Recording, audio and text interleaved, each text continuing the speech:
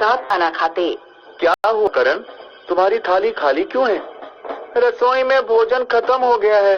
कोई बात नहीं, हम तीनों अपनी अपनी थाली से थोड़ा थोड़ा भोजन तुम्हें दे देते हैं। राजा उनके बीच का प्यार देखकर बहुत खुश होता था, लेकिन जब चारों बेटे बड़े हो गए और उनके विवाह हो गए, तब उनके बीच मनमुटाव बढ़ने लगा।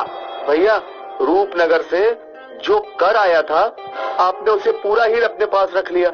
मुझे भी उसमें हिस्सा चाहिए। राज्य की जमीन पर जो अनाज उगा, तुमने उसे बेचकर ढेर सारे पैसे कमाए। पहले आधे पैसे मुझे दो, तब कर में से हिस्सा मांगना। तुम दोनों आपस में ही सब बांट ले रहे हो, हमें भी अपना हिस्सा चाहिए था। राजा जब अपने बेटों को इस तरह लड़ते देखता तो बहुत दुखी होता। राजा बेटों को समझाता कि अगर वे मिलजुल कर रहेंगे तो राज्य सुरक्षित रहेगा और प्रजा भी उनका आदर करेगी। अगर वे इस तरह लड़ते रहे तो अलग अलग होकर कमजोर हो जाएंगे। लेकिन बेटे उसकी बात पर ध्यान नहीं देते थे। राजा बूढ़ा हो गया था और बीमार भी रहने लगा। उसने अपने मंत्री को बुलाया और 4 घड़ों में कुछ भरवा कर चारों घड़ों को अपने पलंग के चारों पैरों के पास गड़वा दिया। कुछ दिनों बाद जब राजा को लगा कि अब उसकी अंतिम घड़ी करीब आ गई है, तो उसने अपने चारों बेटों को बुलाया।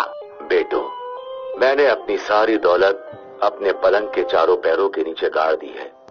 मेरे मरने के बाद तुम चारों एक एक पैर के पास खड़े हो जाना और खुदाई करना।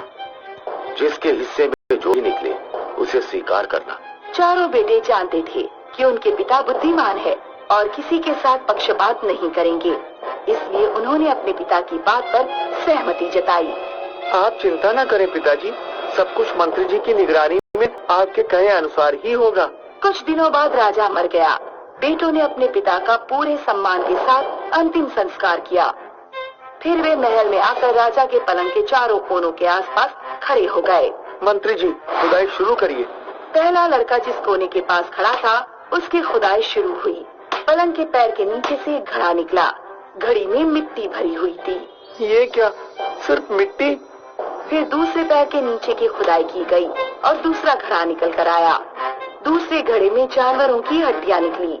दूसरे लड़के को बहुत निराशा हुई। तीसरे पैर के नीचे से तीसरा घड़ा निकाला गया। तीसरा घड़ा गेहूं से भरा था। तीसरे बेटे को भी निराशा हुई।